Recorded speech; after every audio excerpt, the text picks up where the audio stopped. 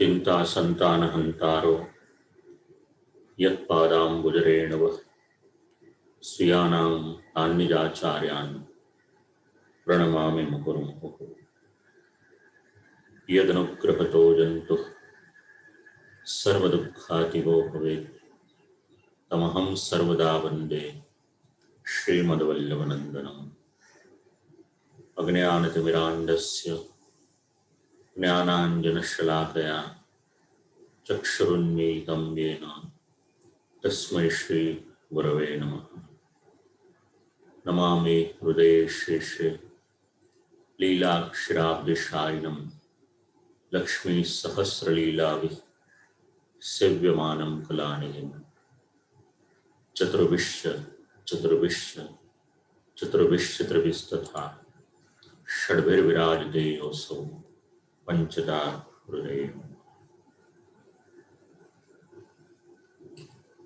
सौ भगवदीय वैष्णवोने भगवत स्मरण घणा समयथी वैष्णवोना मनमा गद्य मंत्र विषे श्रवण करवानो एक मनोरथ हतो। ते जिज्ञासाना प्रथम चरण में आज आपणे प्रवेश करी रह्या छीए। पुष्टि मार्ग में अष्टाक्षर मंत्र, पंचाक्षर मंत्र, गद्य मंत्र और गोपाल मंत्र महत्व આપણે જાણીએ છીએ। આજના વક્તવ્યમાં અષ્ટાક્ષર મંત્ર વિશે શ્રી ગોસાઈજી પ્રભુચરણ વિરચિત ટીકાના આધારે કંઈક સમજવાને માટેનો એક વિનમ્ર પ્રયાસ આપણે કરીશું। વક્તવ્ય શરૂ કરવું એની પહેલા એક પૂર્વ પીઠિકા। તમારા જીવનમાં એક જ નામના બે દંપતી આવ્યા કે જેમની સાથે પ્રભુ કૃપાથી એક આત્મીયતાનો નૈકટ્યનો સંબંધ બંધાયો। એક મુંબઈનો ભગવદીય પરિવાર અને બીજો ન્યુયોર્કનો। પતિ પત્નીના નામ પણ એક જ સમાન। એમાં આજના मनोरथी तरीके विचार करिए हमारा अत्यंत आत्मीय कही शकाय एवं मुंबईना भगवदीय वैष्णव दंपति गोलोकवासी श्री हरीशभाई अने श्रीमती सुधाबेन कापड़िया। सुधाबेन अत्यंत जिज्ञासु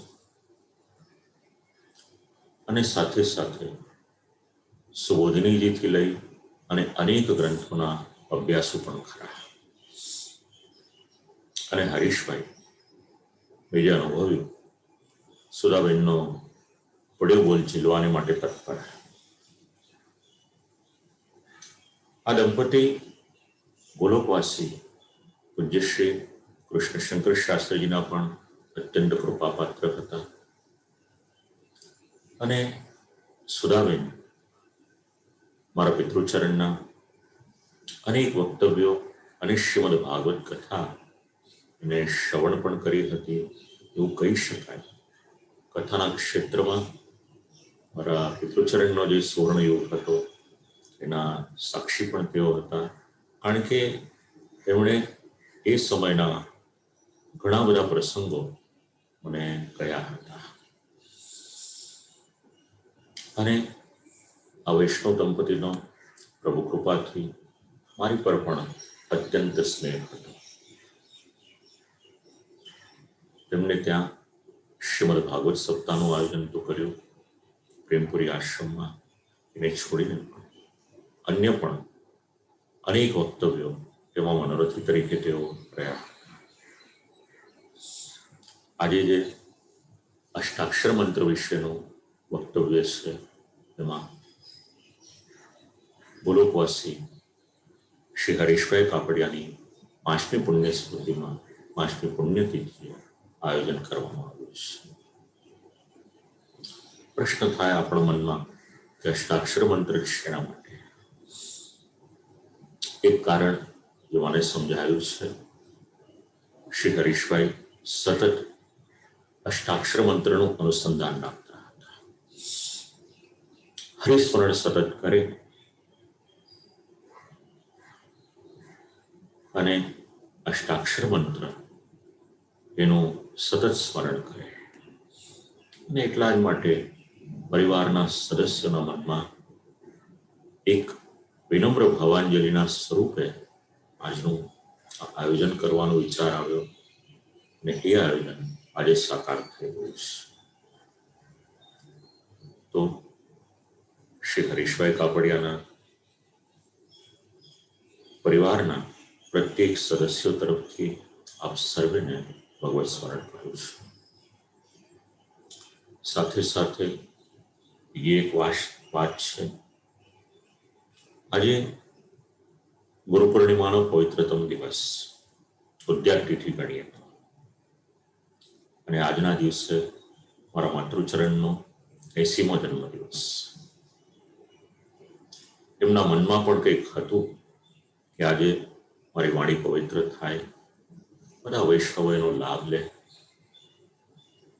શ્રી ઠાકુરજીએ ગોઠવ્યું, એમના મનના મનોરથ પણ આજે પ્રભુએ સ્વીકાર્યા. એ આનંદની વાત છે.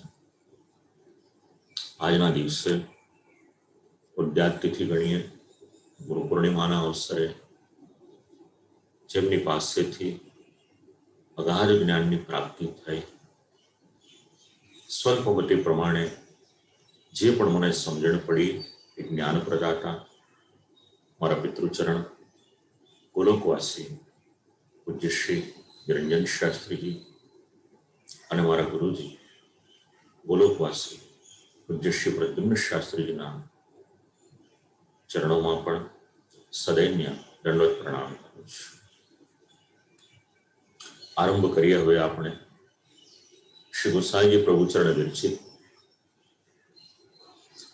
અષ્ટાક્ષર મહામંત્ર એનું જે વિવરણ છે તેને શ્રવણ કરવાને માટે. આ એક ટીકા જે ઉપલબ્ધ છે એના આધારે લગભગ 26 જેટલા મુદ્દાઓ મને એમાંથી જાણવા મળ્યા છે. ટીકા ગ્રંથ પ્રાપ્ત થયો, વાંચ્યો એને, અને એમાં આટલા મુદ્દાઓ, એમાં શ્રી આચાર્ય ચરણના પ્રાકટ્યથી લઈ દેવી જીવોના ઉદ્ધાર વિશે મનમાં જે વિચાર આવ્યો, અષ્ટાક્ષર મંત્ર દ્વારા નવધા ભક્તિનું દાન, આવા એક એક મુદ્દાઓ વિચારતા વિચારતા અષ્ટાક્ષર મહામંત્રના જપથી થતી ફલ પ્રાપ્તિ અને આ મંત્રનો રાજા કઈ રીતે છે, આવા અલગ અલગ મુદ્દાઓ છે. તો આરંભ કરીએ આપણે પ્રથમ મુદ્દાથી. શ્રી આચાર્ય ચરણનું પ્રાકટ્ય, એના વિશે ઘણી વખત આપ લોકોએ શ્રવણ કર્યું છે, પણ આજનું જે વક્તવ્ય છે આ કેવળ અને કેવળ શ્રી ગોસાઈજી પ્રભુચરણ વિરચિત જે ટીકા છે એના આધારે છે. તો શ્રી ગોસાઈજી પ્રભુચરણ આજ્ઞા કરે કે શ્રીમદ આચાર્યજી શ્રી મહાપ્રભુજી ભૂતલ પર પધાર્યા. પ્રયોજન આપણે સૌ જાણીએ છીએ, શ્રી ગોસાઈજી પ્રભુચરણે સર્વોત્તમ સ્તોત્રમાં જે આજ્ઞા કરી છે એ જ અહીંયા સમજાવ્યું છે. દૈવોદ્ધાર પ્રયત્નાત્મા દૈવી જીવોનો ઉદ્ધાર કરવાને માટે પ્રકટ થયા. પણ શ્રી મહાપ્રભુજી જ્યારે ભૂતલ પર પધાર્યા, જે દ્રષ્ટિગોચર થયું, વિચાર્યું શ્રી આચાર્ય ચરણે કે દૈવી જીવ એ તો ભગવાનથી અળગો રહી અને ભૂતલ પર આવેલો છે, પણ તેણે અનેક જન્મ લેવા પડે છે. આ સૃષ્ટિમાં આ જીવો ભટક્યા કરે છે, પણ તે સ્વાર્થ સિદ્ધ થતો નથી, કારણ માયાવાદી આસુરી જીવનો સંગ કરી અને દૈવી જીવ પોતાનું સ્વરૂપ ભૂલી ગયો છે. પંચપર્વ અવિદ્યામાંની એક છે સ્વરૂપની વિસ્મૃતિ કે જે જીવને લાગી ગઈ છે. હવે જ્યાં સુધી આ જીવને શ્રી કૃષ્ણ રસ એની વગરના થયેલા જે જીવ છે એમનો પ્રભુની સાથે સંબંધ ન થાય ત્યાં સુધીનું કલ્યાણ ન થાય. પણ મનમાં એક વિચાર આવ્યો કે આ જીવનો પ્રભુની સાથે સંબંધ કરાવવું કઈ રીતે, એનો ઉદ્ધાર તો મારે કરવો છે. પણ એ ઉદ્ધાર ક્યારે થાય કે આ જીવ જ્યારે શ્રી ઠાકોરજીના શરણે જાય, દૈવી જીવ જ્યારે પ્રભુના શરણે જાય ત્યારે એનો ઉદ્ધાર થાય. અન્ય કોઈ પણ સાધન નથી કે આ જીવનો ઉદ્ધાર થઈ શકે. બસ આ એક વિચાર થયો અને ત્યારે જે ભગવદ આજ્ઞા થઈ એ અનુસાર એ જીવની પર કૃપા કરી શરણે લઈ અને શ્રી મહાપ્રભુજીએ અષ્ટાક્ષર મંત્ર તે જ સમયે પ્રકટ કર્યો અને દેવી જીવને એનું દાન કર્યું.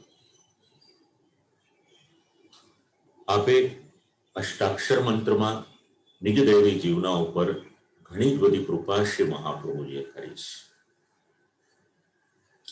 હવે કલયુગનો જીવ કોઈ પણ કાર્ય કરે તો મનમાં વિચારે કે આ કાર્ય કરવાથી મને શું લાભ. તો અષ્ટાક્ષર મંત્રથી શ્રી મહાપ્રભુજીની કૃપાથી એ જીવને નવધા ભક્તિનું દાન થાય છે. એક જ મંત્ર 8 અક્ષર એના દ્વારા આ જીવને નવધા ભક્તિનું દાન. જો આપણે નાના બાળકને શ્રી વલ્લભકુલના આચાર્યની પાસે લઈ જઈએ છીએ, નામ પમાડીએ છીએ, નાના બાળકના કાનમાં શ્રી વલ્લભકુલના આચાર્ય બાલક અષ્ટાક્ષર મંત્ર શ્રવણ કરાવે છે. 8 અક્ષરમાં શું મળે છે? નવધા ભક્તિનું દાન થાય છે. હવે મનમાં એક પ્રશ્ન થાય કે આ નવધા ભક્તિ કઈ? તો જે વૈષ્ણવોએ અનેક વક્તવ્યો શ્રવણ કર્યા છે છેલ્લા 100 વર્ષમાં, એમાં નવધા ભક્તિનું વિવરણ આપણે કર્યું હતું એક ભક્તિ પોષણમાં. તેમાં વિસ્તારથી અને એના જ અનુસંધાનમાં 7મા સ્કંદમાં શ્રવણમ કીર્તનમ વિષ્ણુ 5મા અધ્યાયમાં એક એક ભક્તિની વ્યાખ્યા પણ આપણે વિચારી હતી. તો 9 જે ભક્તિ છે, શ્રવણ, કીર્તન, સ્મરણ, પાદ સેવન, અર્ચન, વંદન, દાસ્ય, સખ્ય અને આત્મનિવેદન. આમાં આ 9મી ભક્તિનું દાન શ્રી મહાપ્રભુજી જ્યારે જીવને શરણે લે છે, એને શરણ મંત્ર આપે છે, ત્યારે કરે છે. આ 9 ભક્તિમાંથી એક એક ભક્તિ સિદ્ધ થઈ હોય એવા પાત્ર આપણને મળશે, પણ એક સાથે 9 ભક્તિ સિદ્ધ થઈ હોય એ તો બ્રહ્માજીને પણ દુર્લભ છે. તો કોને કઈ ભક્તિ સિદ્ધ થઈ? તો પહેલી છે શ્રવણ ભક્તિ, જે રાજા પરીક્ષિતને સિદ્ધ થઈ છે, કે જેમણે શ્રી સુખદેવજીના મુખે પ્રભુના ચરિત્રો, પ્રભુના યશ શ્રવણ કર્યો. કીર્તન ભક્તિ, બીજી ભક્તિ શ્રી સુખદેવજી મહારાજને સિદ્ધ થઈ પ્રભુના ચરિત્રનું ગાન કર્યું. શ્રવણમ કીર્તનમ. એની પછી સ્મરણ ભક્તિ. તે સ્મરણ ભક્તિ સિદ્ધ થઈ છે પ્રહલાદજીને, કે જેમણે પ્રભુનું સ્મરણ કર્યું. એની પછી પાદ સેવન ભક્તિ છે, ચોથી ભક્તિ. ભગવતી શ્રી લક્ષ્મીજી શ્રી ઠાકોરજીના શ્રી ચરણોની સેવામાં ઉપસ્થિત રહે અને પ્રભુની ચરણ સેવા કરે. આ પાદ સેવન ભક્તિ શ્રી લક્ષ્મીજીને સિદ્ધ થઈ છે. વંદન ભક્તિ અક્રૂરજીને સિદ્ધ થઈ. એવી જ રીતે દાસ્ય ભક્તિ છે, તો મર્યાદા પુરુષોત્તમ શ્રી રામચંદ્રજીનું દાસત્વ શ્રી હનુમાનજીએ કર્યું, એમને દાસ્ય ભક્તિ સિદ્ધ થઈ. એની પછી અર્ચન ભક્તિ છે સાતમી. રાજા પૃથુને સિદ્ધ થઈ પ્રભુનું અર્ચન કર્યું. સખ્ય ભક્તિ, સુદૃઢ ભાવ સિદ્ધ થયો અર્જુનથી. અને આત્મનિવેદન રાજા બલિને સિદ્ધ થઈ કે પ્રભુના શ્રી ચરણોમાં સર્વસ્વનું નિવેદન કરી દીધું, અર્પણ કરી દીધું. આ બધા જ શ્રેષ્ઠ ગતિને પ્રાપ્ત થયા. આ બધા જ પાત્ર સામર્થ્યવાન હોવા છતાં પણ દરેકને એક એક ભક્તિ સિદ્ધ થઈ, પણ નવે નવ ભક્તિ એ તો દુર્લભ છે. અને કલિયુગના જીવમાં એટલી સામર્થ્યતા પણ નથી કે નવે નવ ભક્તિ સિદ્ધ થઈ શકે. પણ જ્યારે શ્રી મહાપ્રભુજીની કૃપાથી જીવને અષ્ટાક્ષર મંત્રનું દાન થાય છે, ત્યારે શ્રી ગોસાઈ પ્રભુચરણ આજ્ઞા કરે કે એને નવે નવ ભક્તિ સિદ્ધ થાય છે. દેવી જીવને નવધા ભક્તિની સિદ્ધિ. જગતગુરુ શ્રીમદ વલ્લભાચાર્યજી શ્રી મહાપ્રભુજી સાક્ષાત પૂર્ણ પુરુષોત્તમ છે. આપણા ગ્રંથોમાં એનો ઉલ્લેખ મળે. અને શ્રી કૃષ્ણાસ્યમ શ્રી ઠાકોરજીના મુખારવિંદ સ્વરૂપ છે. કર્તુમ અકર્તુમ અન્યથા કર્તુમ સામર્થ્યવાન શ્રી ઠાકોરજી છે. શ્રી મહાપ્રભુજીએ અનુગ્રહ કર્યો દૈવી જીવોની પર. શરણે લીધા, શરણ મંત્ર આપ્યો, અને સાથે સાથે નવધા ભક્તિ એમને સિદ્ધ થઈ. એમાં કોઈ પણ પ્રકારનો સંદેહ નથી. કારણ પ્રભુનો આપેલો જે પદાર્થ હોય એમાં ક્યારેય પણ કોઈ પણ પ્રકારની શંકા રહે નહીં. એવી જ રીતે શ્રી મહાપ્રભુજીએ જે દાન કરેલું હોય એ મંત્ર જ્યારે મળે છે એના દ્વારા નવધા ભક્તિ સિદ્ધ થાય, એમાં શંકાને કોઈ સ્થાન નથી. મંત્રની દીક્ષા તો આપણે લઈએ છીએ, પણ એના દ્વારા આપણને પ્રાપ્તિ કઈ થાય છે શ્રી ગોસાઈ પ્રભુચરણ આપણને સમજાવે છે. કારણ જીવની બુદ્ધિ કેવી છે? જીવની બુદ્ધિ સ્થિર નથી રહેતી. મનમાં એને સંશય થાય, મનમાં વિચાર આવે કે આ રીતે આ મંત્રથી મને ફલની સિદ્ધિ થશે કે નહીં થાય. અને એ શંકાના નિવારણને માટે સમજાવ્યું કે શ્રી મહાપ્રભુજીની કૃપાથી જો મંત્રની પ્રાપ્તિ થઈ છે તો ફલની સિદ્ધિને માટે કોઈ પણ પ્રકારનો સંશય ન કરીશું. આગળનો મુદ્દો આવે છે ભગવાન શ્રી કૃષ્ણના નામનો ઉચ્ચાર. અષ્ટાક્ષર મંત્રનો ઉચ્ચાર ન કરીએ તો એનું પરિણામ શું આવે?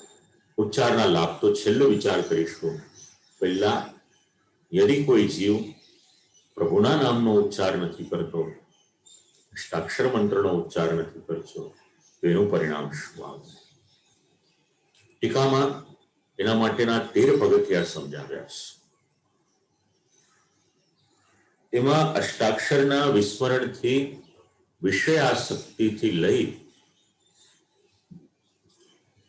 તો અષ્ટાક્ષરનું વિસ્મરણ થવાથી લઈ અને વિષયાસક્તિ સુધીના 13 પગથિયાનું નિરૂપણ કર્યું છે. એટલે એક જ મુદ્દાની અંતર્ગત બીજા 13 મુદ્દા આવે. એક એક શબ્દમાં પણ સમજી શકાય, પણ જરાક વિચાર કરીએ. શ્રી ગોસાઈ પ્રભુચરણ આજ્ઞા કરે કૃષ્ણ કૃષ્ણ કૃષ્ણેતિ. જીવનું કર્તવ્ય શું છે? ભગવત સેવા છે જ.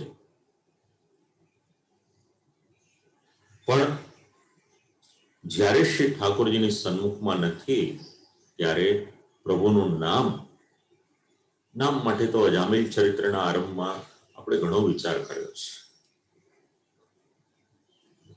આપણું સૌનું કર્તવ્ય છે અહર્નિશ ભગવાન નામનું સતત આપણે અનુસંધાન રાખીએ. એક ક્ષણ માટે પણ પ્રભુના નામ સ્મરણ કર્યા વગર જીવે રહેવું નહીં. આ સંપ્રદાયનો સિદ્ધાંત છે. કારણ આ નામ કેવું છે? તત્કાલ જ ત્રિવિધ તાપનો નાશ કરે છે. મનમાં અત્યંત ઉદ્વિગ્નતા હોય, પ્રયત્ન કરી જજો, અષ્ટાક્ષર મંત્રનું અનુસંધાન રાખો. શ્રી ઠાકોરજીની કૃપાથી, શ્રી મહાપ્રભુજીની કૃપાથી તાપ નિવૃત્તિ અવશ્ય થશે. સત્વ, રજ અને તમ એની નિવૃત્તિ કરશે. માટે પુનઃ પુનઃ અષ્ટાક્ષર મંત્રનું અનુસંધાન રાખવાનું. અને જે ક્ષણે શ્રી કૃષ્ણના નામનો ઉચ્ચાર ન થાય, એ જ ક્ષણમાં આસુર ભાવની પ્રાપ્તિ થાય છે. દ્રષ્ટાંત સુવિદિત છે. શ્રી કૃષ્ણ ચૈતન્યજી અને શ્રી મહાપ્રભુજીનો જે પ્રસંગ છે એમાં સિદ્ધાંત મળી રહે છે. હવે જીવ જ્યારે અષ્ટાક્ષર મંત્રનું વિસ્મરણ કરે છે, આ પહેલી વાર, એનું પરિણામ શું આવે? તો એને આસુર ભાવની પ્રાપ્તિ થાય. આ બીજી વાત છે. હવે જ્યારે આસુર ભાવની પ્રાપ્તિ થાય, એનું પરિણામ શું આવે? તો ત્રીજી વાર સમજાવી, ભગવત સેવા, ભગવત દર્શન અને ભગવત આશ્રયમાંથી એ જીવ વિમુખ થાય છે. એનું પરિણામ શું આવે? ચોથી વાર સમજાવી, ભગવત સેવામાંથી વિમુખ થાય છે. એક વિસ્મરણ આપણને ક્યાં લઈ જાય છે? ખૂબ સુંદર ક્રમ શ્રી ગુસાઈજી પ્રભુચરણ સમજાવે છે. ભગવત સેવામાંથી વિમુખ થયો એટલે જીવ શ્રી ઠાકોરજીથી વિમુખ થઈ ગયો. અને જે જીવ શ્રી ઠાકોરજીથી વિમુખ થાય એટલે આગળ છઠ્ઠું એનું પરિણામ શું આવે? ભગવત ભજન, ભગવત કીર્તન, આ બંનેમાંથી પણ એ જીવનું મન નિવૃત્ત થઈ જાય છે. એનું મન પછી એમાં લાગતું નથી. તો સાતમું પગથિયું કયું આવે? એના પરિણામે ભગવદાશ્રય છૂટી જાય છે.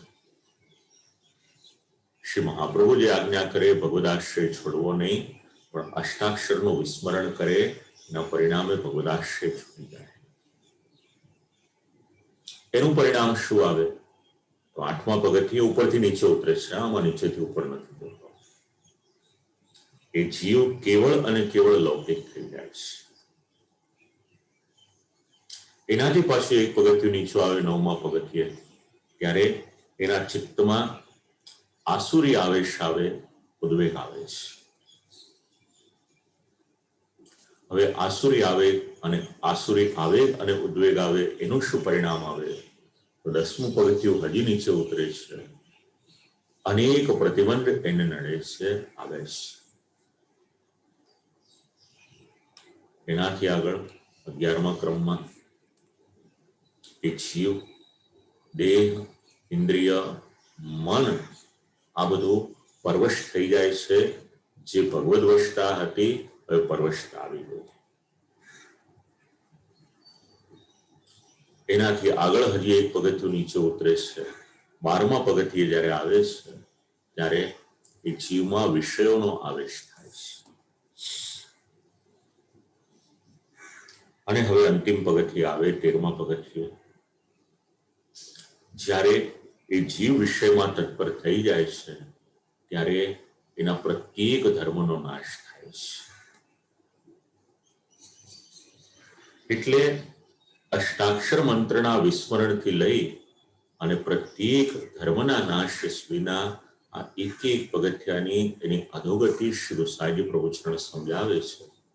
માટે આજ્ઞા કરી છે કે નામનું વારંવાર સ્મરણ કરવું, એક ક્ષણ પણ એ નામનું વિસ્મરણ ન કરવું, એને છોડવું નહીં. શ્રી મહાપ્રભુજીની આજ્ઞા, વિષયાક્રાંત દેહાનામ નાવેશ સર્વથા હરે. વિષય રસમાં જ્યારે મગ્ન થાય છે, ત્યારે અન્ય બધા જે ધર્મ છે એનો ત્યાગ થઈ જાય. જો કોઈ એના લક્ષણ છોડાવી દેવાનો એને બોધ આપે, સાચી સલાહ આપે, શિખામણ આપે ત્યારે વિષયાસક્ત આ જીવ છે સલાહ આપનારની પર ક્યારેક ક્રોધ પણ કરી દે છે, નિંદા પણ કરી દે છે. માટે શ્રી ગુસાઈ પ્રભુચરણ કૃષ્ણ કૃષ્ણ કૃષ્ણેથી 3 વાર આ રીતે ઉલ્લેખ કરી અને સમજાવે છે કે વારંવાર ભગવાન નામનું સ્મરણ, એનો ઉચ્ચાર એ અવશ્ય રાખજો. હવે તેની આગળનો મુદ્દો, જેમાં જપ વિશે વિચારવામાં આવ્યો છે. 2 શબ્દ છે. એક શબ્દ છે જપ અને બીજો શબ્દ છે પાઠ. બંનેના કરવાનો પ્રકાર અલગ અલગ છે.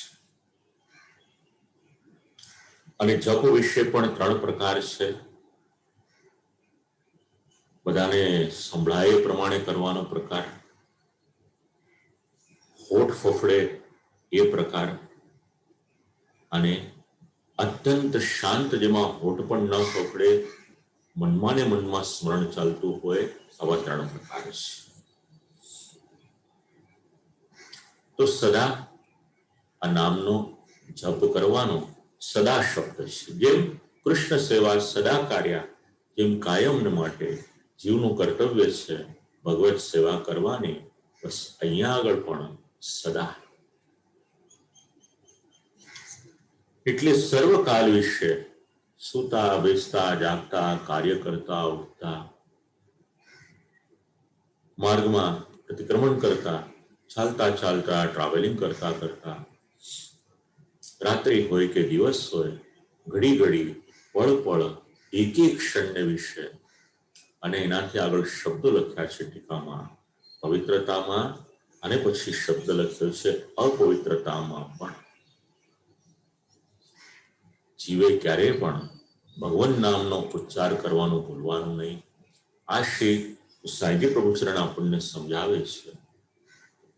જેમ સેવાને માટે આજ્ઞા છે, એમ ભગવાન નામના સ્મરણને માટે, જપને માટે પણ આજ્ઞા આપણને સમજાવી કે સતત આપણે સૌએ અષ્ટાક્ષર મંત્રનું અનુસંધાન રાખવાનું છે, જપ કરવાનું. અને જપ વિશે જ્યારે આજ્ઞા કરી ત્યારે એવું કહ્યું, જપ નામ ગૌપ્યનું છે. સિદ્ધાંત સમજાવે છે શ્રી ગુસાઈજી પ્રભુચરણ, નામ એવી રીતે લેવું કે જેમાં હોઠ પણ ન ફફડે. કોઈને સાંભળવાની વાત તો બહુ દૂરની છે. આ શ્રી ગુસાઈજી પ્રભુચરણે કરેલું અર્થઘટન છે. અને જો વધારે એનું અર્થઘટન આપ લોકોને વાંચવાની જિજ્ઞાસા હોય, શ્રી હરિરાયજી મહાપ્રભુજીએ પણ આ વાત સમજાવી છે. મનમાં ને મનમાં જપ કરે એ ઉત્તમ પ્રકાર છે.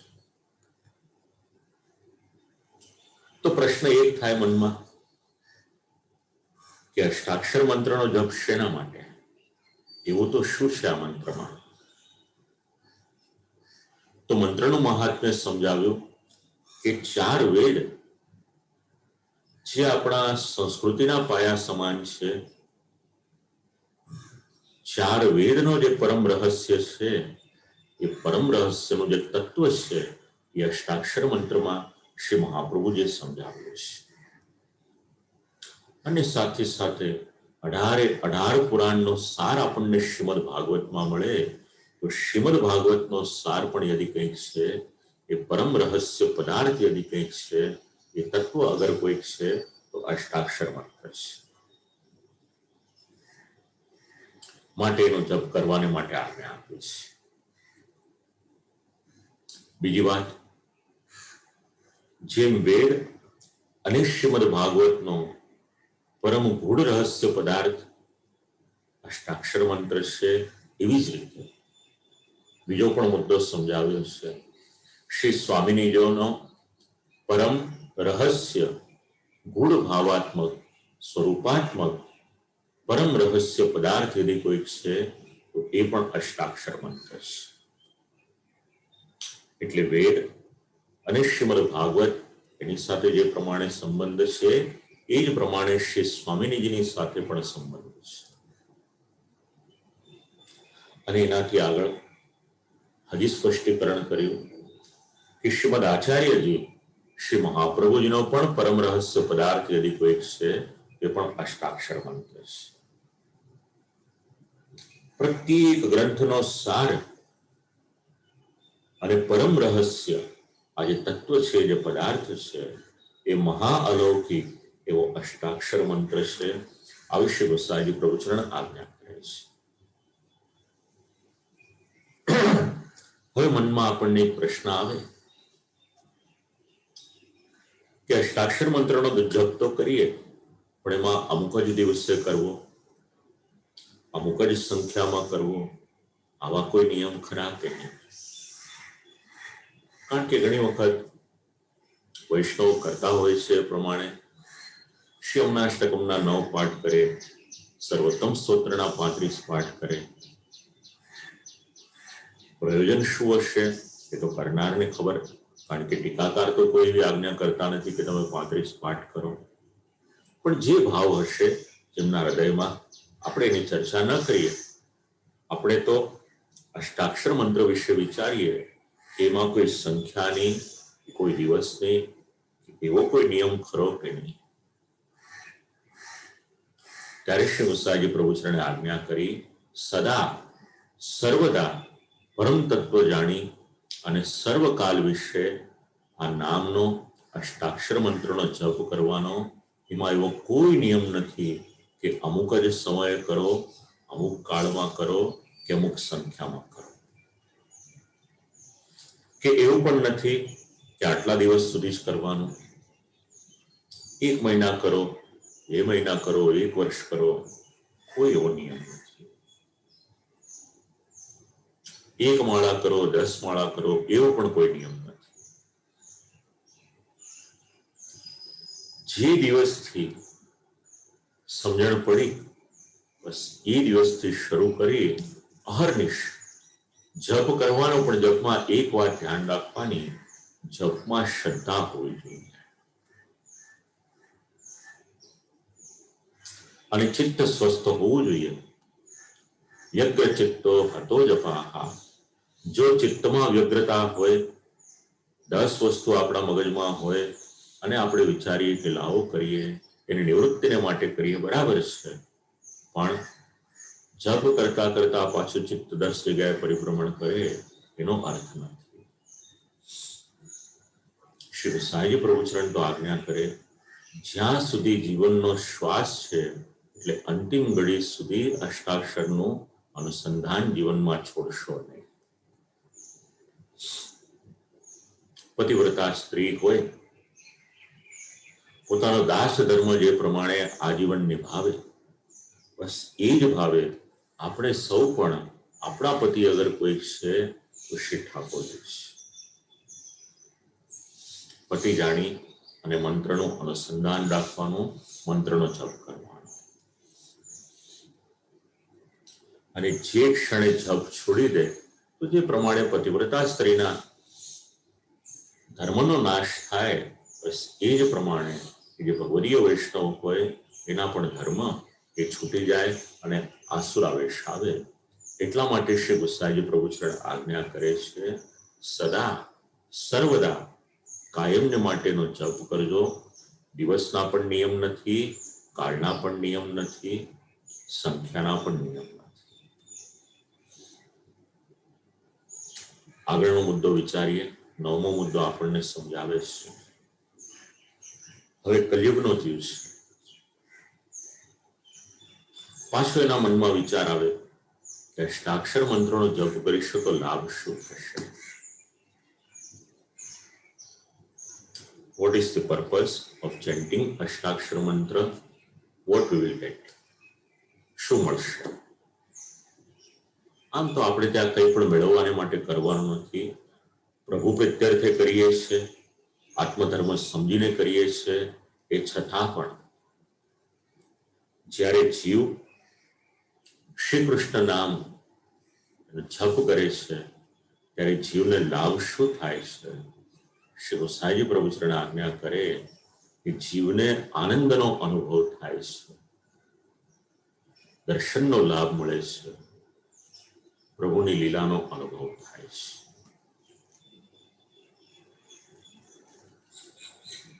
આ આનંદનો અનુભવ અને પ્રભુની લીલાનો અનુભવ ગમે એટલા પૈસા આપીશું એનાથી નહીં થાય, પણ અષ્ટાક્ષર મંત્રના જપથી અવશ્ય થશે. આનંદમ પરમાનંદમ વૈકુંઠમ તસ્ય નિશ્ચિતમ.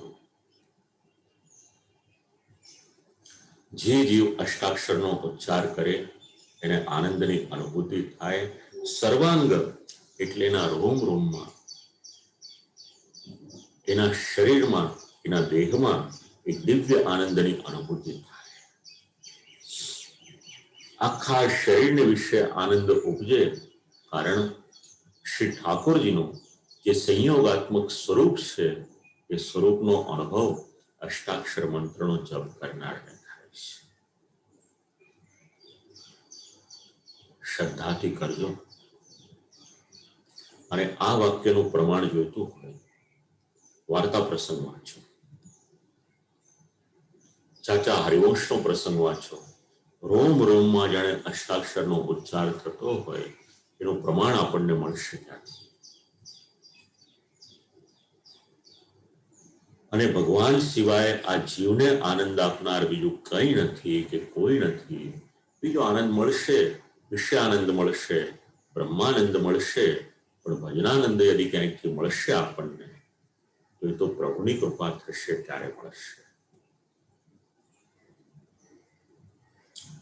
જીવનું દુર્ભાગ્ય છે, સાક્ષાત આનંદ ઘરમાં બિરાજમાન છે અને આનંદને શોધવાને માટે દેશ વિદેશમાં જીવ ફરે છે. દિવ્ય આનંદની રસાનુભૂતિ ક્યાંથી થશે? ઘરે ભગવત સેવા અવસરના સમયે અને અનવસરના સમયે ભગવાનના આ પુષ્ટિમાર્ગનો મૂળભૂત સિદ્ધાંત છે. જો આ જીવનમાં આપણા ઉતરી જશે તો આ જીવન ક્યારેય પણ આપણે આનંદથી વિમુખ નહીં રહીએ. ક્ષણે ક્ષણે આપણે આનંદને અનુભવીશું. અને અષ્ટાક્ષર મંત્રનો જપ જ્યારે થાય છે, ભગવત કૃપા એ જીવની પર થાય તો પ્રભુની કૃપાથી એ જીવને સાક્ષાત પ્રભુના દર્શન પણ થશે અને પ્રભુની જે દિવ્ય લીલાઓ છે એ દિવ્ય લીલા એનો પણ અનુભવ થશે. શંકા ન કરશો.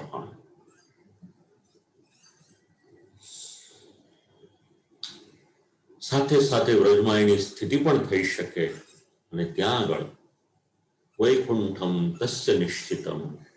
શ્રી ગોસાઈજી પ્રભુચરણ આવી આજ્ઞા કરે છે કે જે દિવસે મહાપ્રભુજીને શરણે આવે, આ નામોચ્ચાર કરે છે, એની પર શ્રી ઠાકોરજી કૃપા કરી અને નિજ જે રમણ સ્થળ છે વ્રજ પ્રદેશ, જ્યાં આગળ કૃપા પ્રદાત્રી શ્રી યમુનાજી વિરાજમાન છે, જીવને પર અનુગ્રહ કરી ભગવત સેવાનો લાભ આપનાર જ્યાં શ્રી ગિરિરાજ બાબા વિરાજમાન છે, જે ભૂમિમાં શ્રી ઠાકોરજીએ પોતાના શ્રીચરણથી વિચરણ કર્યું છે એ વૃંદાવનની દિવ્ય ભૂમિ જ્યાં આગળ છે. વૃંદારણ્યમ સ્વપદ રમણમ પ્રાવિશર ગીત કીર્તિ. જે સ્થળમાં શ્રી ઠાકોરજીનું પ્રાકટ્ય છે શ્રીમદ ગોકુલ, આવા પ્રભુના દિવ્ય સ્થાન છે, રમણ સ્થળી છે. ત્યાં આગળ જે જીવ જઈ અને જ્યારે વાસ કરે છે, નિવાસ કરે છે,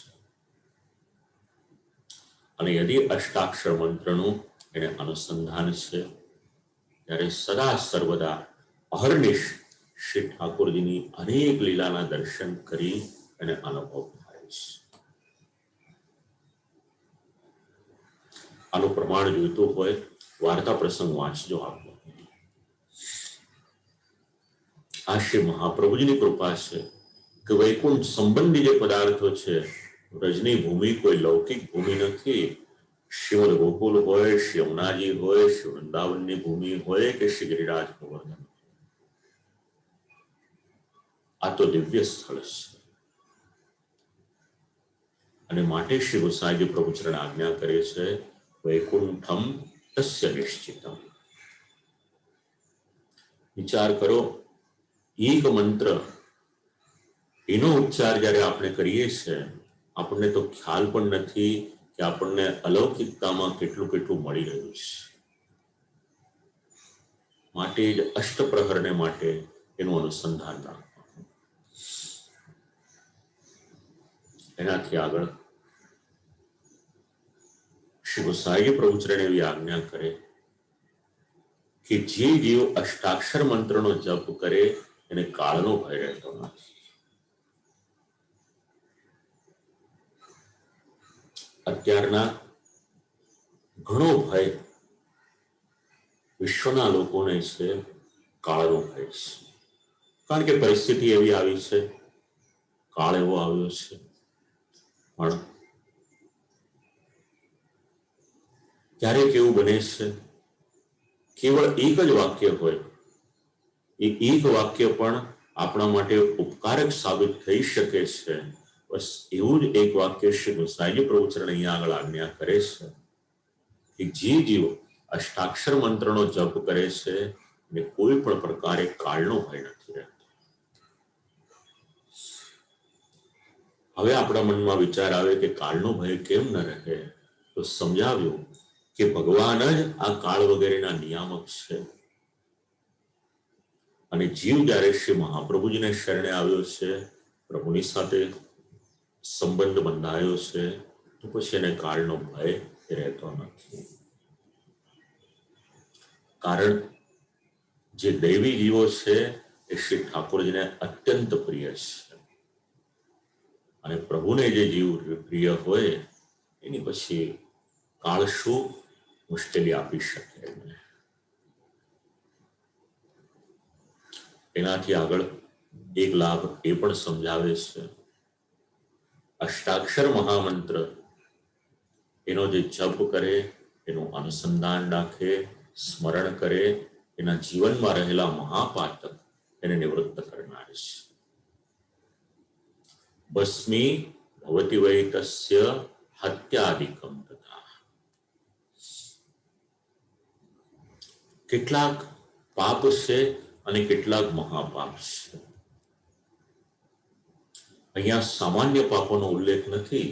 અહીંયા મહાપાપક જે છે એ પાપકોનો, મહાપાતક જે છે એ પાપોનો ઉલ્લેખ કર્યો છે.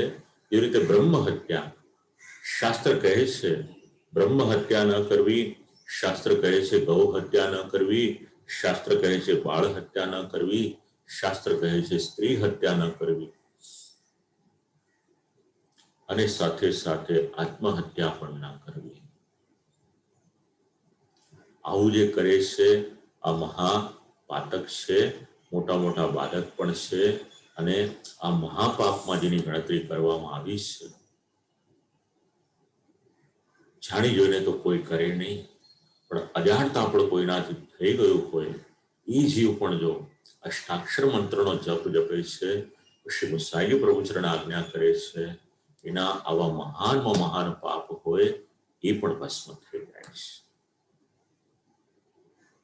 દ્રષ્ટાંત આપ્યું છે એક બે લીટીમાં. બહુ મોટો રૂનો ઢગલો હોય કોટન, એને બાળવાને માટે બહુ બધા કાચની કે લાકડાની જરૂર પડે નહીં. એક નાની એવી ચિનગારી હોય, માચીસ લીધી, કંઈક પ્રજ્વલિત કર્યું અને એને બરાબર બુજાવ્યા વગરની એ માચીસની સળી હોય, બસ એને પણ જો આ રૂના ઢગલા પર અનાયાસે પડી જાય તો આખો જ રૂનો ઢગલો હોય એ બળીને ભસ્મીભૂત થઈ જાય. બસ આ જ સામર્થ્ય ને આની કરતા વધારે સામર્થ્ય પ્રભુના નામમાં છે. જે જીવ આ નામોચ્ચાર કરે છે, બસ એના પાપરૂપી ઢગલા હોય એ પાપરૂપી ઢગલા પણ બળીને ભસ્મ થઈ જાય છે. એનાથી આગળ સમજાવ્યું 13મો મુદ્દો વિચારીએ તો અષ્ટાક્ષર મંત્ર, મહામંત્ર દોષોને નિવૃત્ત કરનાર છે. ભગવદ ભજન વિશે કંઈક વિચાર કરવામાં આવ્યો છે.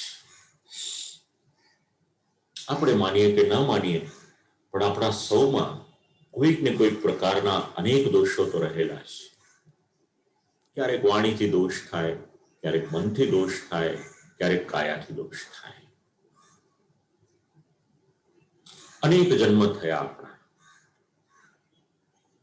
અને અનેક જન્મમાં આપણે ભગવત ભજન થયું જ હોય એવી કોઈ વાતની ખાતરી નથી, કારણ કે કઈ યોનિમાં આપણો જન્મ થયો હશે એ તો આપણને ખબર નથી. તો પશુ યોનિમાં આપણે ભગવત ભજન ક્યાંથી કરીએ? અત્યારે મનુષ્યની યોની મળી છે આપણે, ત્યારે આપણને ભગવત ભજનનો, ભગવત સેવા કરવાનો અધિકાર મળ્યો છે. અને મનુષ્યનો જન્મ પણ મળ્યો, પણ જેની આસુરી વૃત્તિ હોય, એના ઘરમાં જન્મ થયો હોય, એ સંસ્કાર ન મળ્યા હોય. કોઈ અધમના ઘરે જન્મ થયો હોય તો ભગવત ભજનનો અધિકાર ત્યાં પણ ક્યાંથી મળી શકે? કોઈ ભગવદીયના ઘરે, વૈષ્ણવના ઘરે, ઉચ્ચ કુળમાં પણ જન્મ થઈ ગયો હોય, ત્યાં આપણને સંસ્કાર મળ્યા હોય, ભગવત ભજન થઈ શકે. તો સત્સંગ પ્રાપ્ત થાય આપણને આપણા જીવનમાં, તો એ પણ જીવનું પરમ સૌભાગ્ય હોય ત્યારે સત્સંગની પ્રાપ્તિ થાય છે. શ્રી ગોસાઈજી પ્રભુચરણ એવી આજ્ઞા કરે છે, સત્સંગ થવો કે સત્સંગ મળવો એ પણ અત્યંત કઠિન છે, હા, સરળ નથી. અને જ્યારે સત્સંગ થાય છે, દોષરૂપી એનો જે પર્વત હોય, ઋણો પર્વત હોય, એ પણ બાળીને ભસ્મ કરે એટલું સામર્થ્ય આ ભગવાન નામમાં રહેલું છે. ક્ષણ માત્રમાં જ અનેક પાપોને બાળીને ભસ્મ કરી દે છે. માટે જે જીવ, આપણે તો પાપની નિવૃત્તિને માટે જપ નથી કરતા, પણ મુખ્ય લાભની સાથે સાથે અવાંતર પણ ઘણા બધા લાભો હોય, એવી રીતે શ્રીમદ ભાગવતનો મુખ્ય લાભ એ તો પ્રભુમાં પ્રેમ કરવાનો છે. મર્યાદાની દ્રષ્ટિએ વિચાર કરીએ તો મુક્તિ છે, પણ સાથે સાથે અનેક ચરિત્રોમાં ફલશ્રુતિ આપવામાં આવી છે. બસ એવી જ રીતે લાભ તો આપણે મેળવાનો છે ભગવત દર્શનનો, પ્રભુની લીલાના સ્વાનુભવનો, પણ સાથે સાથે વસ્મી ભવતો, એના પાપોની નિવૃત્તિ પણ થઈ જાય છે. એનાથી આગળ જુઓ, એક એક લાભ આપણને સમજાવે છે. અષ્ટાક્ષર મહામંત્રનું જે સ્મરણ કરે છે, આશ્રય કરે છે, એના જીવનમાંથી ભય નિવૃત્ત થઈ જાય છે અને પ્રતિબંધક પણ નિવૃત્ત થઈ જાય છે. દરેકના જીવનમાં કોઈક ને કોઈક પ્રતિબંધ હોય. બીજું બધું આપણે કરીએ એ આપણા માટે હિતકારી છે કે કેમ, એ તો વ્યક્તિ પર નિર્ભર કરે, પણ સંપ્રદાયનો જે સિદ્ધાંત છે, પ્રતિબંધનો નિવારક અષ્ટાક્ષર મંત્ર છે. શ્રી કૃષ્ણ શરણમ મમ. સર્વદા એનું સ્મરણ કરીએ, જીવનમાં ક્યારેય પણ અષ્ટાક્ષર મંત્રનો આશ્રય ન છોડશો.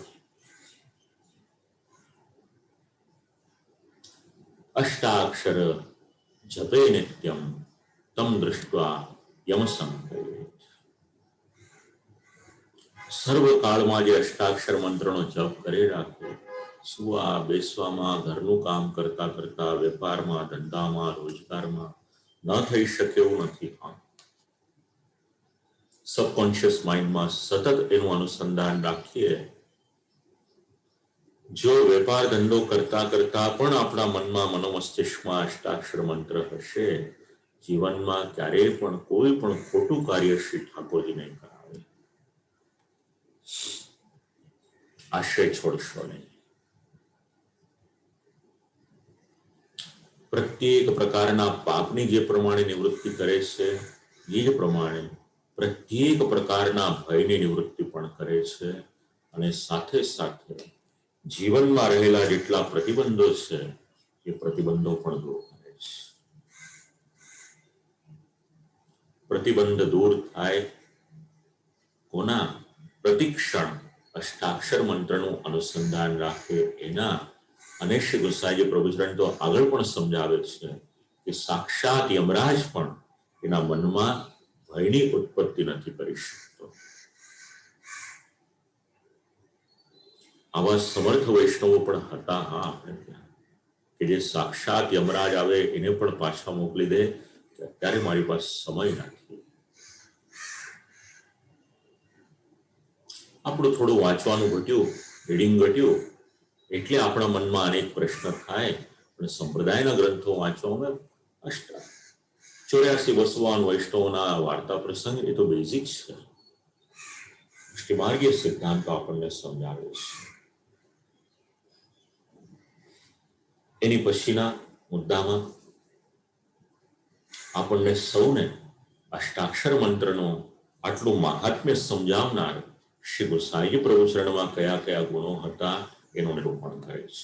શ્રી મંત્રાર્થમથી લઈ અને શ્રી ગુરુ વિઠ્ઠલેશ્વરા એ જે પંક્તિ છે એમાં શાને માટે શ્રી ગોસાઈજી પ્રભુચરણે આ મંત્રનો અર્થ પ્રકટ કર્યો. ઘણા બધા મહાન ઋષિઓ થઈ ગયા, એમણે તો આ મંત્રનો અર્થ પ્રકટ કર્યો નથી. તો શ્રી ગોસાઈજી પ્રભુચરણે આનો અર્થ શેને માટે પ્રકટ કર્યો, આવી શંકા થાય. એનું સમાધાન કરી દીધું. શ્રી ગોસાઈજી પ્રભુચરણ કેવા છે આપણે સૌ જાણીએ છીએ. પરમ કૃપાલ શ્રી વલ્લભનંદન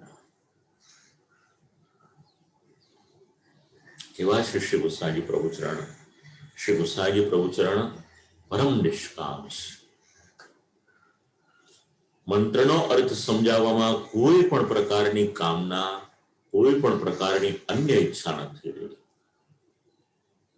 કારણ કે સ્વયં પૂર્ણ કામ છે, પૂર્ણાનંદ છે, સર્વગુણ સંપન્ન છે. અને સંપ્રદાયમાં તો ભાવ આપણને એવો પણ મળે છે, સાક્ષાત પૂર્ણ પુરુષોત્તમ છે. શ્રી વિઠ્ઠલનાથજી જે પ્રમાણે આજ્ઞા કરી હતી એ પ્રમાણે શ્રી મહાપ્રભુજીને ત્યાં પધાર્યા છે. અને કોટી કંદર્પ લાવણ્ય ભક્ત મનોરથ પૂરક શ્રી ગોસાઈજી પ્રભુચરણ છે. નામ રત્નાખ્ય સ્તોત્રમાં આપણે ઘણો વિસ્તારથી શ્રી ગોસાઈજી પ્રભુચરણના સ્વરૂપ વિશે વિચાર કર્યો. નિરપેક્ષ છે. જીવ કોઈ કાર્ય કરે એની સામે અપેક્ષા રાખે છે.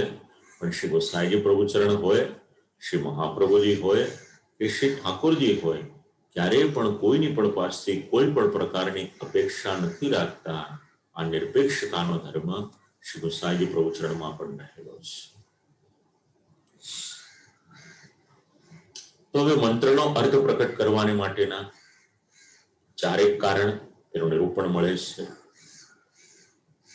પહેલું કારણ કે જે નિજ ભક્ત છે, કે જે દૈવી જીવો છે, એમનું હિત કરવાને માટે આપણે કહીએ ને કોઈ સારા ફેટમાં કોઈ કાર્ય કરીએ આપણે, શ્રી ગોસાઈજી પ્રભુચરણનો સ્વાર્થ નથી, આપણા સૌનું હિત થાય એટલા માટે આ મંત્રનો અર્થ પ્રકટ કર્યો છે. જીવાનામ કાર્ય સાધનમ.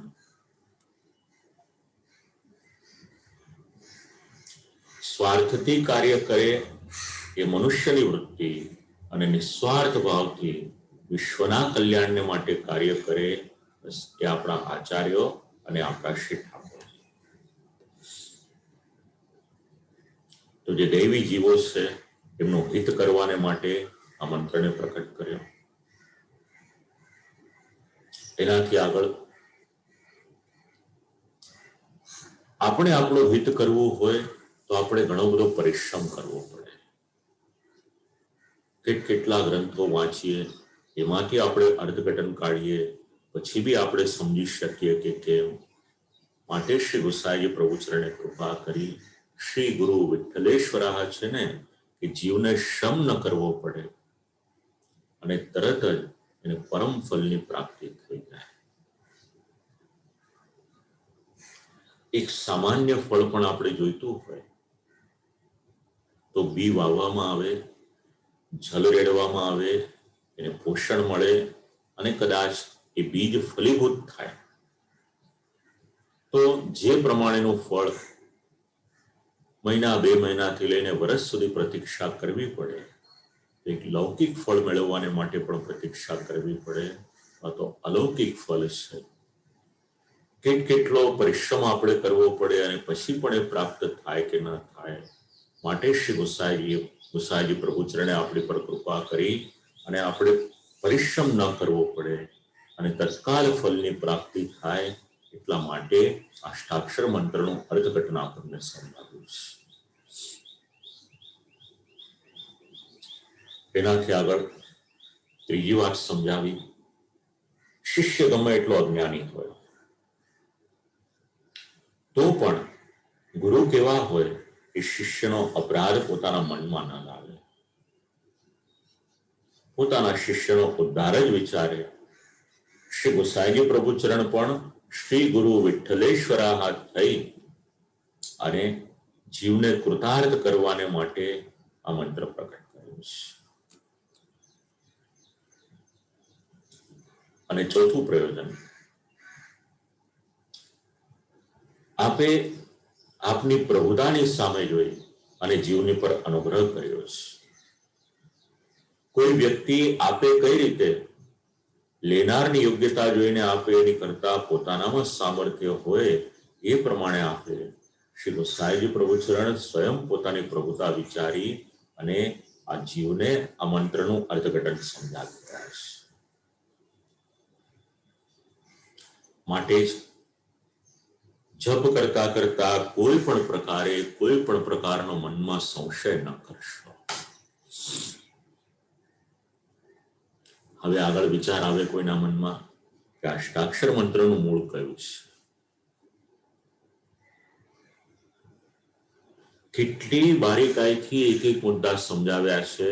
આપણા મનમાં જે પણ સંશય હોય એનું નિરાકરણ તો થઈ જાય, પણ આપણે જે ન વિચાર્યું હોય એ પણ આપણને સમજાવી દીધું છે. કારણ કે સામાન્ય ક્રમ એવો છે, કોઈ પણ કાર્ય હોય આપણે જ્યારે કાર્યને સમજીને કરીએ તો આપણને એક વિશેષ આનંદ આવે છે.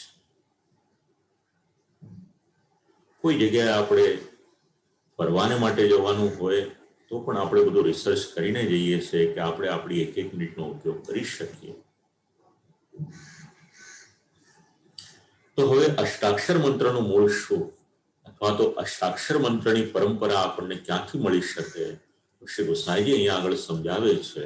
શ્રી ગોવર્ધનનાથજી, શ્રી સ્વામિનીજી અને શ્રી ચંદ્રાવલીજી. કથ્યતે સમ્યક શ્રી અષ્ટાક્ષર તત્વમ. હવે કથ્યતે સમ્યક અથવા તો કથ્યંતે સમ્યક એ પ્રમાણેનું પણ મુદ્રણ મળે છે. જે પ્રમાણેનું અર્થઘટન થતું હોય આપણે તો ભાવાર્થ લેવાનો એનો. તો શ્રી ગોવર્ધનધરણ શ્રી ઠાકોરજી શ્રી શ્રીનાથજી બાબા કૃપા કરી અને અષ્ટાક્ષર મંત્ર પોતાના જ શ્રી મુખે જ્યારે આજ્ઞા કરી, કોને આજ્ઞા કરી? તો શ્રી સ્વામિનીજીને આજ્ઞા કરી. અને શ્રી સ્વામિનીજીના દ્વારા અનેક ભક્તના મનોરથ પૂર્ણ કઈ રીતે થાય આવો વિચાર કર્યો કે કઈ રીતે મનોરથ પૂર્ણ થશે?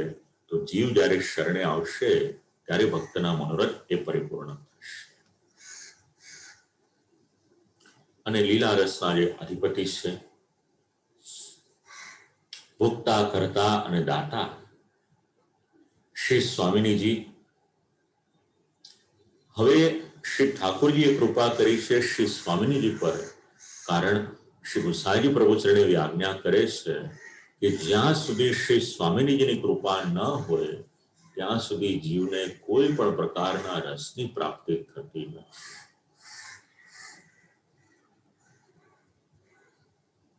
અને રસ એ જ કૃષ્ણ છે, બીજો બધો રસ નહીં.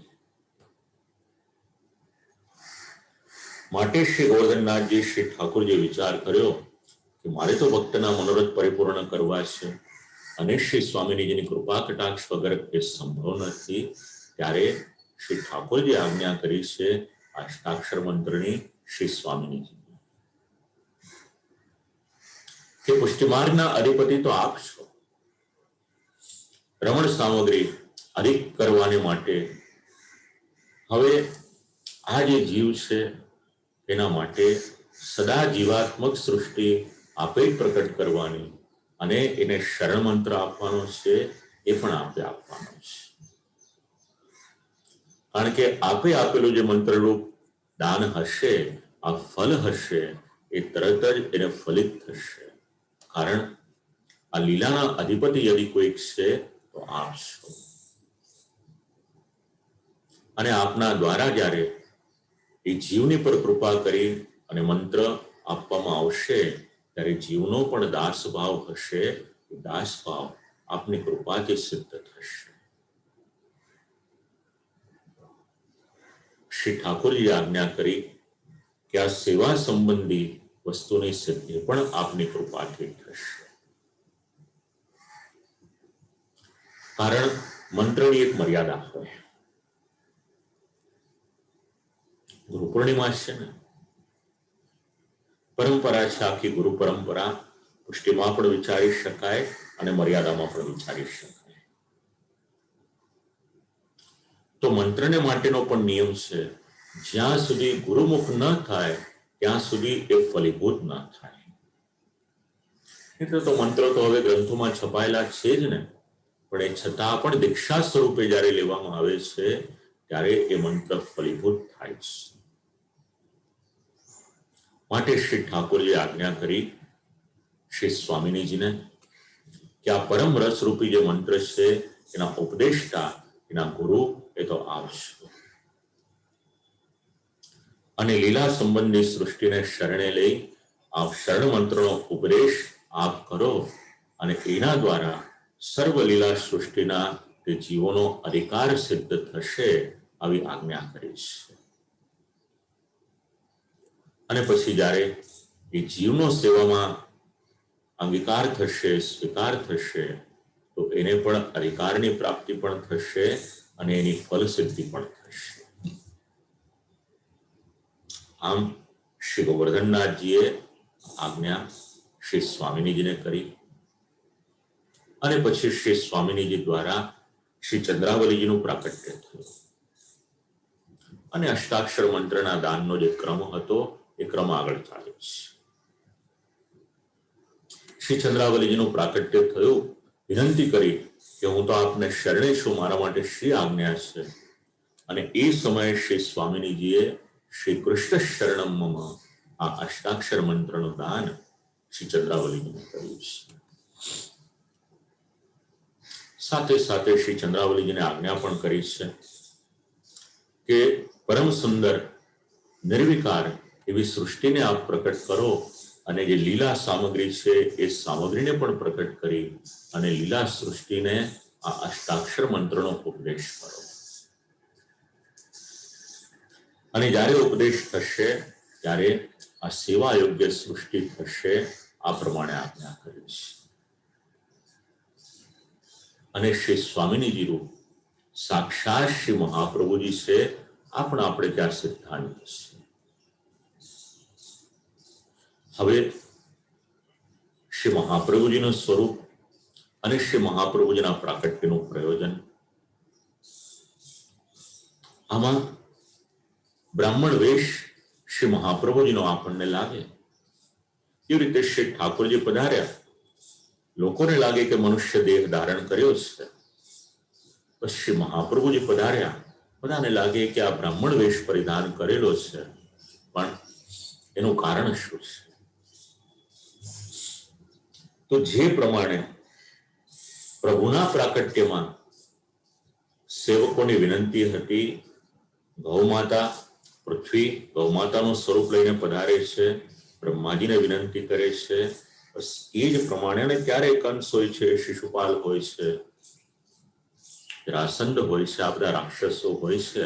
એના કારણે પૃથ્વી પીડિત થઈ હોય છે અને પ્રભુ પ્રકટ થઈ અને પૃથ્વીને પીડા દૂર કરે છે. એવી જ રીતે શ્રી મહાપ્રભુજીના પ્રાકટ્યની પહેલા પણ બ્રહ્મ રાક્ષસ સ્વરૂપ જે માયાવાદીઓ હોય છે એમણે ભગવત ધર્મને છિન્ન ભિન્ન કરી નાખ્યો હોય છે. કુમકુમનું તિલક પણ બંધ થઈ જાય છે, કંઠમાં તુલસી કાષ્ટની માલા એ પણ બંધ થઈ જાય. આ બધા પ્રસંગો આવે છે. અન્ય પ્રકારના તિલક કરવા લાગે છે સમાજના લોકો, અન્ય પ્રકારની માલાજી ધારણ કરવા લાગે છે. એ ચર્ચામાં આપણે નથી જવું, પણ વિપરીત સમય હોય છે.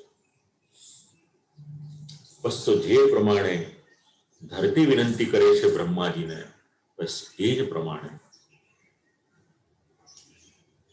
પ્રભુ જે પ્રમાણે ભૂતલ પર પધારે છે એ જ પ્રમાણે શ્રી આચાર્ય ચરણ પણ ભૂતલ પર પધારે છે. અને માયાવાદ નિરાકરતા, જે માયાવાદ હોય છે એનો નિરાશ કરે છે. અને પુષ્ટિ માર્ગીય સિદ્ધાંતો જે દૈવી જીવો હોય છે એમને સમજાવવામાં આવે છે. કંઠમાં કંઠી અને ભાલમાં તિલક ધારણ કરી ચરણામૃત લઈ અને સેવા કરવાની શરૂઆત કરે છે. અષ્ટાક્ષર મંત્રનું દાન શ્રી મહાપ્રભુજી આપે છે. બસ શ્રી ગોવર્ધનનાથજી વિચાર કરે કે શ્રી મહાપ્રભુજીને અષ્ટાક્ષર મંત્રનું દાન આપવું, જે પ્રમાણે નિકુંજની લીલામાં શ્રી સ્વામિનીજીને એ પ્રમાણે આજ્ઞા કરી અને અષ્ટાક્ષર મંત્ર એની પરંપરા સમજાવી છે, એ પ્રમાણે ભૂતલ પર પણ સાક્ષાત શ્રી ઠાકોરજી આજ્ઞા કરી હોય છે શ્રી મહાપ્રભુજીને. અને શ્રી ગોવર્ધનનાથજીએ શ્રીમુખથી આ અષ્ટાક્ષર મંત્ર શ્રી આચાર્ય ચરણને આપ્યો છે. બંને પરંપરા આપણને સમજવા મળે છે. એક દિવ્ય નિકુંજ લીલાની પરંપરા અને બીજી ભૂતલ પરની પરંપરા. એટલે ભગવાને જે મંત્રની આજ્ઞા કરી, શ્રી મહાપ્રભુજીને એ મંત્રની પ્રાપ્તિ થઈ. અને કથ્યતે અથવા તો કથ્યંતે સમ્યક લીલા સૃષ્ટિમાં જે પ્રમાણે શ્રી ચંદ્રાવલીજી ઉપદેષ્ટા થયા છે, અને અહીંયા આગળ વિચાર કરીએ, ભૂતલ પર વિચાર કરીએ તો શ્રી મહાપ્રભુજી, શ્રી મુસાજી પ્રભુચરણ, આખી એક પરંપરા આપણે ત્યાં ચાલી છે. અને એના મૂળમાં ભગવદ આજ્ઞા રહેલી છે.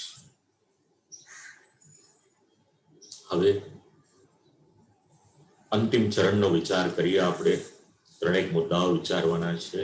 એમાં એક અત્યંત મહત્વનો મુદ્દો છે, અષ્ટાક્ષર મંત્રનો અર્થ શું થાય.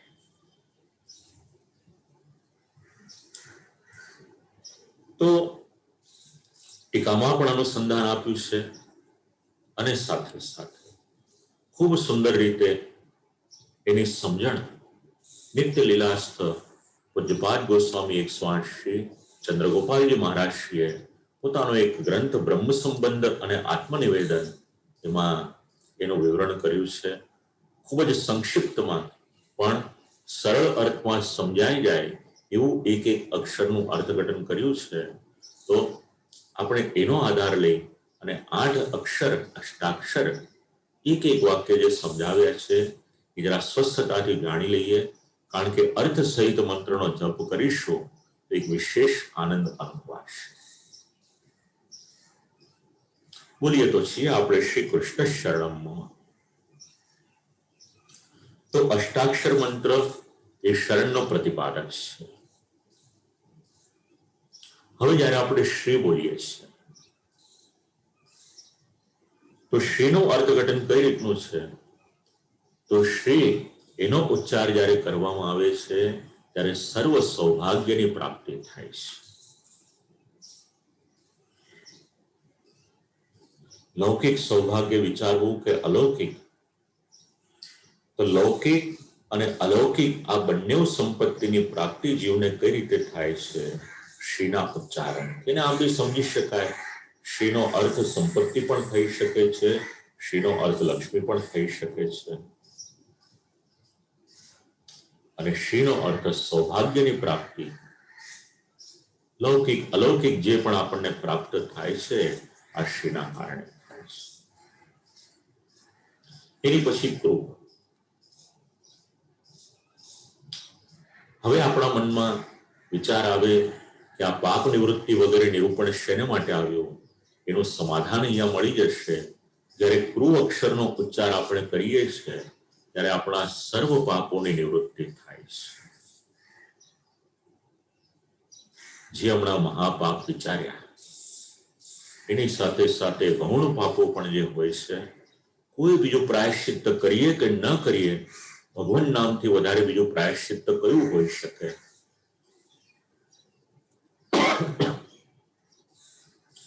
તો ક્રૂ અક્ષર સર્વ પ્રકારના પાપોની નિવૃત્તિ કરી દેશે.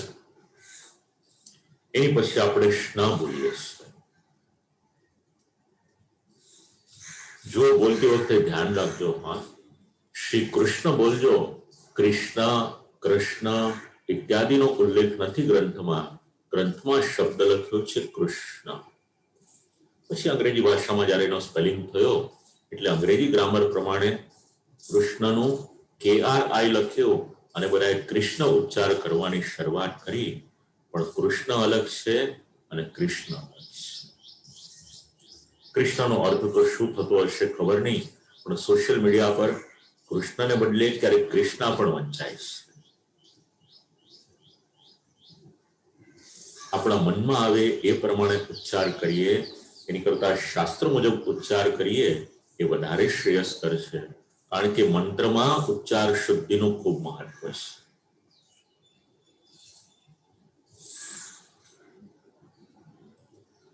તો કૃષ્ણ એમાં સ્ન જ્યારે આપણે બોલીએ છીએ ત્યારે ત્રિવિધ તાપ જે છે, આદિભૌતિક, આદિદૈવિક, આધ્યાત્મિક, આ ત્રિવિધ તાપની નિવૃત્તિ થાય છે. ચોથો અક્ષર છે શ. તો ભગવદીય વૈષ્ણવ જીવ જ્યારે શ બોલે છે ત્યારે શ્રી બસાજી પ્રવચરણ આજ્ઞા કરે કે જન્મ મૃત્યુના આ ચક્રમાંથી એ જીવને મુક્તિ મળે છે. અને પુષ્ટિ માર્ગીય વૈષ્ણવ હોય અને તો પછી પ્રભુના ધામમાં જઈને પણ ભગવત સેવા કરવાની છે. આ જન્મ મરણના ફેરામાંથી મુક્ત થાય છે. પાંચમો અક્ષર છે ર.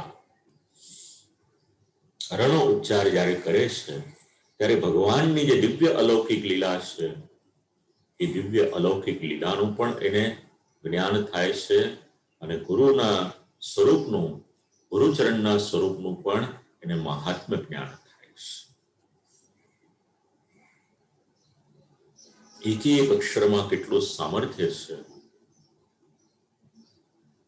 એનાથી આગળ છઠ્ઠો અક્ષર આપણે બોલીએ છીએ અણ. શરણમમાં અણ આવે છે ને, તો અણ જ્યારે ઉચ્ચાર કરવામાં આવે છે, બોલવામાં આવે છે, જપ કરવામાં આવે છે, તો એના ઉચ્ચારણથી સદૈવ પૂર્ણ પુરુષોત્તમ ભગવાન શ્રી કૃષ્ણની દ્રઢ તેમજ અનન્ય ભક્તિનો ભક્તના હૃદયમાં ઉદય થાય છે. ભક્તિનો ઉદય કરાવે છે. એની પછી જ્યારે મ બોલીએ છે તો પહેલો મ જ્યારે એટલે સાતમો અક્ષર બોલવામાં આવે છે તો ભગવત સ્વરૂપનું જ્ઞાન કરાવનાર જે આપણા ગુરુ છે એ ગુરુજનમાં અને સાથે સાથે સેવાના ક્રમમાં વ્રજભક્તોનું મહાત્મ્ય છે. તો ગુરુ અને વ્રજભક્તોમાં પ્રીતિની ઉત્પત્તિ કરાવનાર કોઈ છે તો પ્રથમ મ અક્ષર છે. અને આઠમા અક્ષરમાં પાછો મ છે. આ જ્યારે મ ઉચ્ચાર કરવામાં આવે છે ત્યારે શ્રી હરિના સાયુજ્યની પ્રાપ્તિ થાય છે. તો 8 અક્ષર અલૌકિક ફલના પ્રદાતા છે, સર્વ સિદ્ધિઓ એના દાતા છે અને મહામંત્ર છે. તો ભગવત શરણમાં જ્યારે એ જીવ જાય છે સર્વ દોષોમાંથી નિવૃત્ત થાય છે. 2 મુદ્દા બાકી છે. હવે 25મો મુદ્દો. તો જ્યારે અષ્ટાક્ષર મંત્રનો જપ કરવામાં આવે છે આપણને કલ્પના નથી, ગણતરી કરતા એવું સમજાય છે 21 કરતા વધારે ફલની પ્રાપ્તિ કેવળ શ્રી કૃષ્ણ શરણમમાં જપ કરીએ છીએ એના દ્વારા મળે છે. આજનો સમય એવો છે, લૌકિક અલૌકિક અનેક પ્રકારની મુશ્કેલીઓ પડે અને આપણે એને દૂર કરવાને માટે ઘણા બધા રસ્તાઓ અપનાવતા હોઈએ છીએ. પણ જ્યારે આ ફલ પ્રાપ્તિ વાંચીએ, આપણે વિચારીએ કે શ્રવણ કરીએ આપણે, ત્યારે પછી આપણને એટલો સિદ્ધાંત દ્રઢ થઈ જશે કે પુષ્ટિમાર્ગીય વૈષ્ણવે ક્યાંય જવાની જરૂર નથી. શ્રી ગોસાઈજી પ્રભુ શરણ આજ્ઞા કરે છે, પહેલો લાભ કયો થાય જીવને સંસારને વિશે વૈરાગ્ય ઉત્પન્ન થાય. સરળ નથી, વૈરાગ્ય ઉત્પન્ન થવો અઘરો છે. બીજો લાભ કયો થાય? શ્રી ઠાકોરજીને વિશે ભક્તિભાવ ઉત્પન્ન થાય. ભક્તિ તો એક મૂડી છે, ભક્તિ તો એક નિધિ છે. સરળતાથી પ્રાપ્ત થાય એમ નથી. પ્રભુ કૃપા થાય તો પ્રાપ્ત થાય, ગુરુ કૃપા થાય તો પ્રાપ્ત થાય, ભગવદીયની કૃપા થાય તો પ્રાપ્ત થાય. તો શ્રી ઠાકોરજીને વિશે ભક્તિભાવ આપણને ક્યાંકથી થઈ શકે? અષ્ટાક્ષર મંત્ર દ્વારા. યાદ કરજો શ્રી મહાપ્રભુજીની આજ્ઞા, વદદ્ભિરેવ સતતમ, સતત અનુસંધાન. અને શ્રી ગુસાઈજી પ્રભુચરણ પણ આજ્ઞા કરે, સદા સર્વદા જ્યારે અનુસંધાન રાખવાનું છે. લાભ આપણને કયા થાય? કલયુગના જીવને તો ફલમાં રસ હોય ને. શ્રી ગુસાઈજી પ્રભુચરણ કદાચ જાણતા હશે અને ફલ સમજાવી રહ્યા છે. ત્રીજું ફલ સમજાવ્યું, અચલ સૌભાગ્ય રહેશે. ચલ નહીં, અચલ, શાશ્વત સૌભાગ્ય રહી શકે. ચોથો લાભ છે લૌકિક નહીં, અલૌકિક ભક્તિની પ્રાપ્તિ થાય. ભક્તિના પણ અલગ અલગ પ્રકારો છે. પાંચમો લાભ થાય છે જ્વર, એટલે તાવ વગેરે જે રોગ હોય એ પ્રત્યેક રોગમાંથી નિવૃત્ત કરાવવાનું સામર્થ્ય કોઈનામાં છે, અષ્ટાક્ષર મંત્રમાં છે. આજે તો ચારે તરફ રોગ દેખાય. નિવૃત્ત કરવાને માટે મેડિકલ સાયન્સ તો છે જ, પણ આત્મબળ વધારવાને માટે અષ્ટાક્ષર મંત્ર પણ એટલો જ ઉપયોગી છે. બીજું કઈ ન કરી શકો, વિપરીત પરિસ્થિતિ આવે, સ્વાસ્થ્ય સારું ન હોય, અષ્ટાક્ષરનો, કારણ કે સ્પષ્ટ શબ્દમાં શ્રી ગોસાઈજી પ્રભુચરણે આજ્ઞા કરી છે, પવિત્ર અવસ્થા હોય કે અપવિત્ર અવસ્થા હોય, બીમાર પડે, હોસ્પિટલમાં હોય, અપરસ રળવાની શુદ્ધિ ન હોય, શું કરી શકે? મન મૂંઝવાય, ચિંતા ન કરશો, અષ્ટાક્ષરનું અનુસંધાન કરો. છઠ્ઠું ફલ સમજાવ્યું, અનેક પ્રતિબંધોનો નાશ થાય, તેનો વિચાર આપણે પહેલા કરી ગયા. સાતમા ફલમાં અષ્ટમહાસિદ્ધિની પ્રાપ્તિ થાય છે. શ્રી અવનાષ્ટકમ પણ આપણને 8 પ્રકારના ઐશ્વર્ય અને 8 પ્રકારની અલૌકિક સિદ્ધિ આપે છે. આઠમો લાભ થાય છે કે જીવને ત્યાં નવનિધિનો નિવાસ થાય છે. નવમો લાભ સમજાવ્યો, સદા સર્વદા કાયમને માટે એ જીવની પાસે શ્રી ઠાકોરજી વાસ કરે છે. આપણને કલ્પના નથી આ કેટલો મોટો લાભ છે. એ તો કોઈ યોગી પુરુષને, તપસ્વીને પૂછો કે જે સેંકડો જન્મની તપસ્યા કરે છે ભગવત પ્રાપ્તિને માટે, અને પછી પણ એને પ્રભુ મળે કે ન મળે, અને મળે તો કદાચ આનંદ સ્વરૂપ મળે કે ન મળે, તો અહીંયા તો કાયમને માટે આનંદપૂર્વક શ્રી ઠાકોરજી સમીપ એ જીવ વાસ કરી શકે છે, અને શ્રી ઠાકોરજી એ જીવને હૃદયારૂઢ થાય છે. આનંદપૂર્વક પ્રભુની સન્મુખ નિવાસ કરવાનો. 10મો લાભ સમજાવ્યો, શ્રી ઠાકોરજીમાં પ્રીતિની ઉત્પત્તિ થાય છે. આ અલૌકિક મૂડી છે. 11મો લાભ બધાને ગમે એવો છે. સુખમાં તો આપણો સમય આનંદથી આપણે પસાર કરીએ છીએ, દુઃખ આવે છે ત્યારે મૂંઝાઈએ છીએ. શ્રી ગોસાઈજી પ્રભુચરણ આજ્ઞા કરે છે, અષ્ટાક્ષર મહામંત્રનો જે જપ કરે એના સર્વ દુઃખનો નાશ થાય છે. 12મો લાભ સમજાવ્યો, કોઈ પણ પ્રકારે એને ભૂત પ્રેત પિશાચ એનો ભય રહેતો નથી. વાર્તા પ્રસંગ વાંચી લેજો, સમાધાન થઈ જશે. 13મો લાભ છે, હિંસક પશુ હોય, વાઘ, સિંહ ઇત્યાદિ, એનો પણ ડર ન રહે. 14મો લાભ છે, કોઈ આપણો દ્વેષ કરતું હોય, કોઈ શત્રુ હોય, આપણે તો કોઈના માટે શત્રુભાવ ન રાખીએ, પણ કોઈ શત્રુભાવ રાખતું હોય તો એ પણ મિત્ર થઈ જાય આપણો, એનું હૃદય પરિવર્તન થઈ જાય. આ પ્રભાવ છે અષ્ટાક્ષર મંત્રનો. 15મો લાભ, જીવ અજાણતા પણ કોઈ મલિન ક્રિયાઓ કરતો હોય, એ મલિન ક્રિયાઓ એમાંથી એ નિવૃત્ત થઈ જાય, એ મલિનતા એની છૂટી જાય. 16મો લાભ સમજાવ્યો છે, એને ભાગ્ય દોષ અથવા તો કોઈ પણ ગ્રહો હોય એ પીડા ન કરી શકે. પ્રભુના ભક્તને કયો ગ્રહ પીડા કરી શકે? 17મો અલૌકિક લાભ, જે જીવાનો જપ કરે છે એના હૃદયમાં આવીને શ્રી ઠાકોરજી વિરાજમાન થાય છે. કેટલું આપે છે આપણને શ્રી મહાપ્રભુજી, શ્રી ગુસાઈજી પ્રભુ ચરણ અને શ્રી ઠાકોરજી. 8 અક્ષરનો જપ કરીએ આપણે, એમાં તો શ્રી ઠાકોરજી આવીને હૃદયમાં વિરાજમાન થાય છે. 18મો લાભ, અનેક સુખોની પ્રાપ્તિ થાય છે. 19મો લાભ, શ્રી ઠાકોરજીના દર્શન થાય, ગુરુના દર્શન થાય. 20મો લાભ છે, લૌકિકની બાધા હોય એ નિવૃત્ત થઈ જાય. 21મો લાભ છે, ઉત્તરોત્તર એનો ભગવત ભાવ એ વધ્યા કરે. આમ અનેક લાભ પ્રાપ્ત થાય છે. માટે જ અંતિમ મુદ્દો એવો સમજાવ્યો છે, અષ્ટાક્ષર મંત્ર એ મંત્રનો રાજા છે. મંત્ર તો અનેક છે, પણ આ ઉત્તમમાં ઉત્તમ મંત્રના રાજા તરીકે એનું નિરૂપણ કરવામાં આવ્યું છે. કોઈના મનમાં એવું થાય